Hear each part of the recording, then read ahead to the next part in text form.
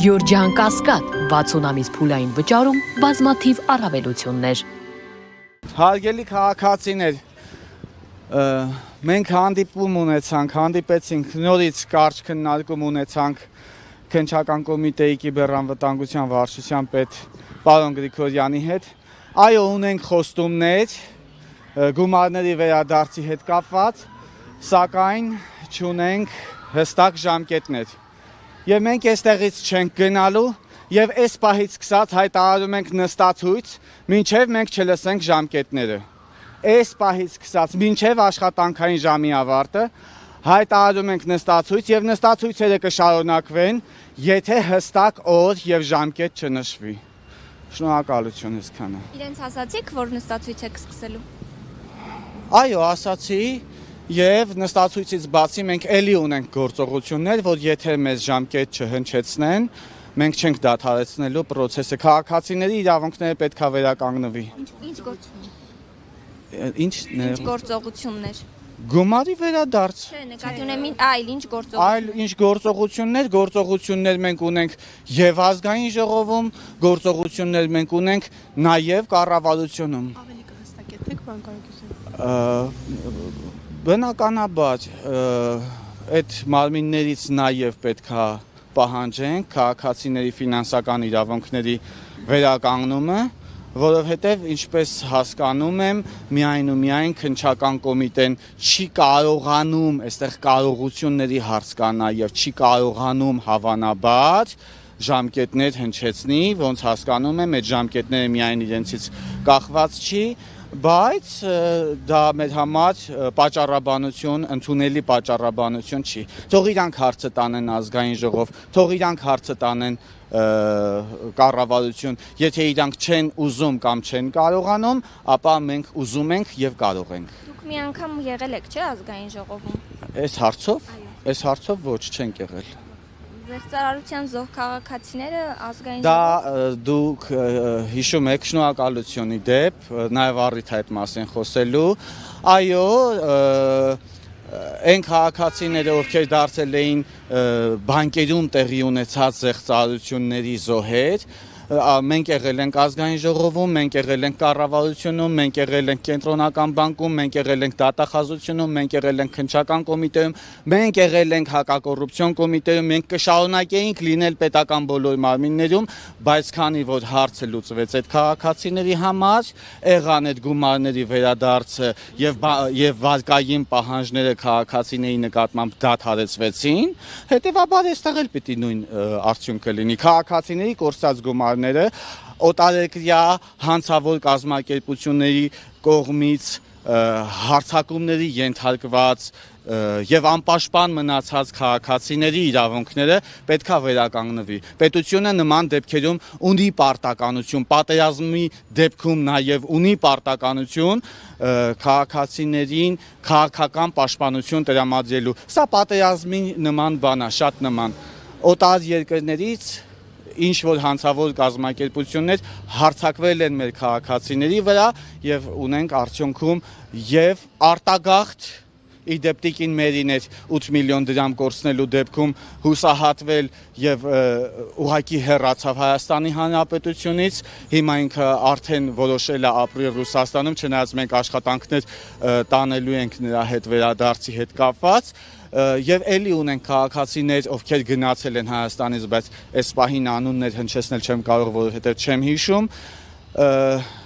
Այսպես քաղաքացիների իրավունքները պետք է վերականգնվի։ Բայց տեսեք, պետությունը ինչ կարող է անել, երբ որ քաղաքացիները հավատում են ոչ իրական կազմակերպությունների եւ անընդհատ երբ որ պահանջում են գումարներ, մեկ 80,000, մեկ 60,000, առանց կասկածների փոխանցում են այդ գումարները։ Կասկածներով են փոխանցում, հավատացեք։ Լավ, թեկուզ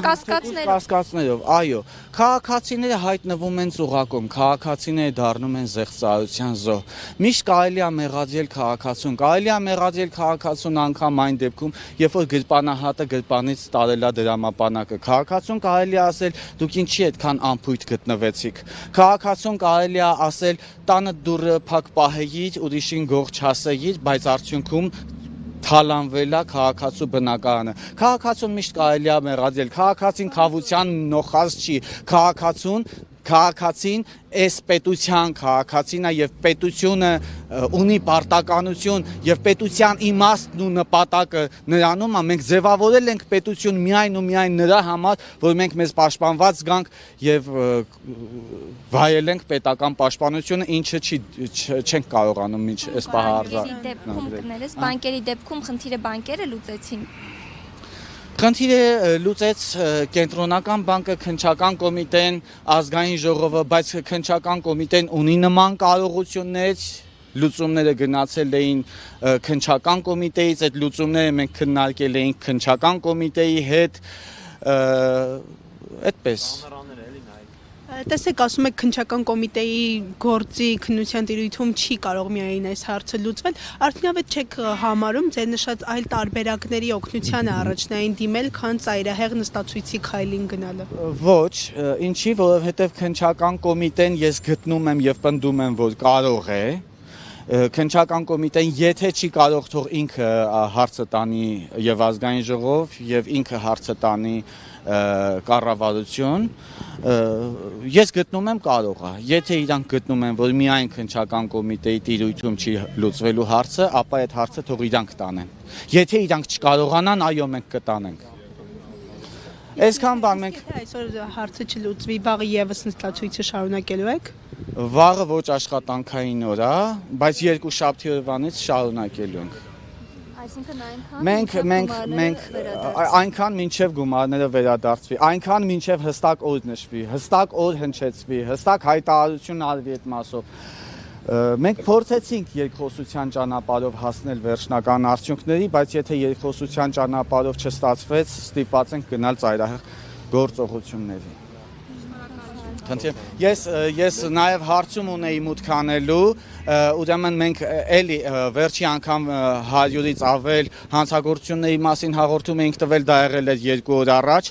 2 օրվա ընթացքում մենք այսօր փաստորեն 18 հանցագործությունների մասին հաղորդում նորից մուտք արեցինք, մենք էլի ենք հիմա հանցագործությունների մասին հաղորդում մուտք անելու եւ մենք պիտի հարցում ուղղենք քննչական կոմիտեի նախագահին այն մասով, որ 2021, 2022, 2023 թվականին եղել են նմանատիպ դեպքեր, որտեղ գումարներ են կորցրել քաղաքացիները, բայց մինչ օրս դեռևս պատասխան չեն ստացել, թե իրանց գործերը ինչ process-ի մեջ է բացահայտվել արդյոք հանցագործը թե չէ, քաղաքացիները գումարների վերադարձի հույս ունենան թե չէ եւ վերջապես քրեադատավարական օրենսգրքի համաձայն դժոխք քաղաքացին իրավունք ունի տեղյակ լինելու process-ների մասին։ Այս մասով մենք ստիպված ենք հարցումներ մուտք անելու, ինչի որովհետեւ մարզային բաժիններում չեն պատասխանում քաղաքացիներին, ինչի որովհետեւ քաղաքացիները մինչ օրս չգիտեն նաև իրենց քրեական գործի համարը, քննիչի անունը եւ բարձրագույն բաներ։ Շնորհակալ եմ։ Ինչ պետք է անի պետությունը, եթե քաղաքացին անհայտ տեղ, անհայտ մարդու, անհայտ որևէ մեկին գումար է տալիս հսկայական, այդտեղ պետությունը ինչ պետք է աներ, որ չի արել։ Ներողություն, ես արդեն ասացի, բայց նորից եմ կրկնում։ Պետքա պետությունը պաշտպանի քաղաքացուն։ Ինչպես պաշտպանի։ Ինչ այդ լուծումները թող իրանք գտնեն, հենց չիմանան մենք կասենք։ Բոլոր դեպքերի մասին պետությունը իմանում է։ Այո, պետությունը իմանում է, բայց արի ու տես ներքին գործերի մի ամբողջ նախարարություն իրազեկում է անում, ասում է զգուշ մնացեք հարգելի քաղաքացիներ, նման զեղծարար հարթակներ կան Հայաստանում։ Ներքին գործերի նախարարությունը, քննչական կոմիտեն, դատախազությունը, սրանք լուրջ կազմակերպություններ, սրանք լուրջ կառույցներ են, սրանք հասարակական կազմակերպություններ չեն, սրանք լրագրողներ չեն, ինչ որ իրանց լրագրողի տեղ են դրել։ Լրագրողները, լրատվամիջոցները, հասարակական կազմակերպությունները կարող են իրականացնել իրազեկում, նրանք իրազեկում իրականացնելու համար միայն ու միայն չեն, նրանք ավելի լուրջ գործառույթներ ունեին, թող փակեին այդ զեղծարար հարթակները, թող անօրինական գործունեությունը կանխարգել էին Հայաստանում, թող պաշտպանեին քաղաքացուն, այսքան բան։ Եվ եւս մեկ հարց նստացույցի գաղափարը միայն ձերն էր, թե քննարկել էիք նախապես մարդը։ Նստացույցի գաղափարը առհասարակ իմը չի եղել, սա քաղաքացիների առաջարկներն էր, ես ընդունում եմ քաղաքացիների առաջարկը։ Դուք եւս մասնակցելու եք։ Այո, իհարկե ես մասնակցել եմ։ Շնորհակալ եմ։